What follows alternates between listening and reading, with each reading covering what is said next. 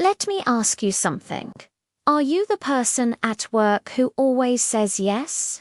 The one who avoids conflict at all costs and just tries to keep everyone happy? If you answered yes to any of those, this video might explain why your career feels stuck, even though you work incredibly hard. Because here's the thing, being too nice isn't a personality trait. It's a career risk, and it's one that no one ever warns you about. So, what does being too nice at work really mean? Let's be clear, it's not the same as being kind, compassionate, or respectful. Being too nice is about being a people pleaser, often at your own expense. It means you say yes when your plate is already overflowing. It means you stay quiet when you witness something unfair or when your own ideas are overlooked. You take on extra work without any recognition, hoping someone will notice your dedication.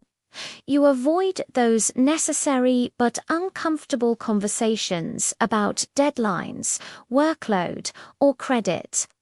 On the surface, you look like the perfect team player, the go-to person who never complains.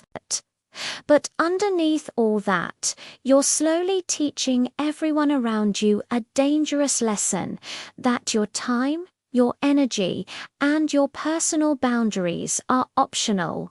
You re-showing them that your limits do not need to be respected because you woe on enforce them yourself. And that, my friend, is a recipe for career stagnation. Here's what actually happens over time when you're the nice one. First, you become invisible. It's a hard truth, but people don't promote the quietest person in the room. Promotions, raises, and exciting opportunities go to those who are seen and heard. If you never speak up about your innovative ideas, if you don't share your achievements, someone else will. And they'll be the ones getting the credit and the advancement, while your hard work goes unnoticed in the background.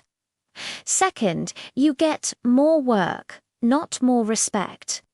This is a critical distinction. When you're the person who always says yes, people don't see you as reliable in a leadership sense.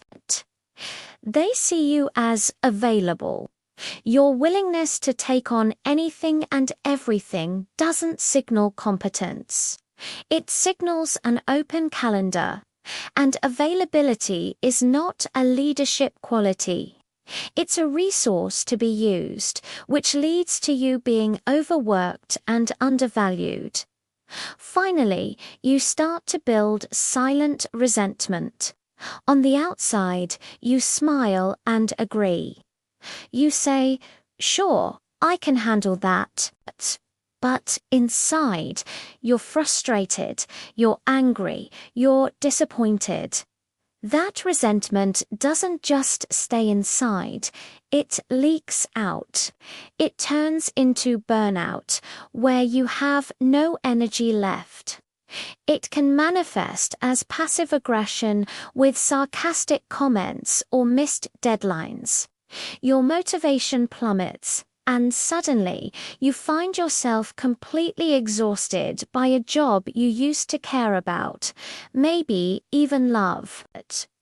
You start to dread Monday mornings, all because you've been carrying the weight of everyone else's requests. Now, let's talk about the biggest lie we're told about being nice. We're taught this from a very young age. If you're just nice to people, they will like you and appreciate you. In a perfect world, maybe, but in the professional world, the currency is different. In reality, people respect clarity far more than they respect sacrifice. Think about the leaders you admire. They are clear, they are decisive, and they are firm but fair. Being kind while having strong boundaries is what builds trust and respect. People know where they stand with you, but being nice without any boundaries, that doesn't build respect. It builds entitlement. Others start to expect your sacrifice, and they get annoyed when you can't deliver. Successful professionals are not rude, they're not abrasive, they are direct. They value their own time, and in doing so, they teach others to value it too. So, how do you stop being too nice without turning into a complete jerk? It's not about flipping a switch and becoming someone you're not. It's about small, strategic changes. Let's make this practical. First, replace your automatic yes with a pause. The next time someone asks you to take something on, instead of answering immediately, say something like, "Let me check my priorities and get back to you," or "Let me see where that fits in with my current projects." That simple pause is powerful. It gives you a moment to actually think, and it signals to the other person that your time is a finite, managed resource. Second, learn to speak in facts, not feelings. Stop apologizing for having limits. Instead of saying, "Oh, I feel so bad saying no, but I'm really busy," be direct and professional. Say, "My workload is full this week, but I can help you with that next Monday if the timeline is flexible." It's clear, calm, and professional. There's no room for negotiation or guilt. And third, you have to make your work visible. This isn't about bragging, it's about documenting your value. Send regular update emails on your projects. Share your team's wins in meetings.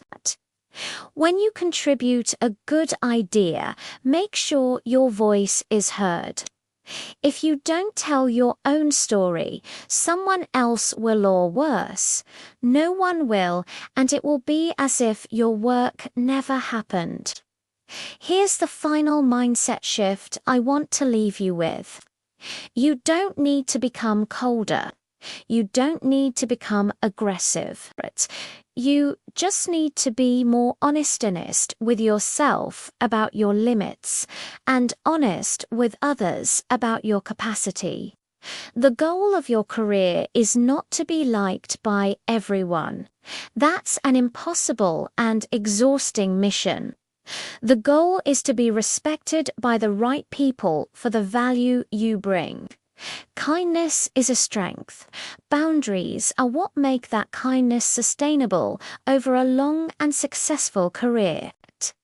Thank you so much for watching. If this resonated with you, let me know in the comments. And don't forget to subscribe for more tips on building a career you're proud of. See you next time.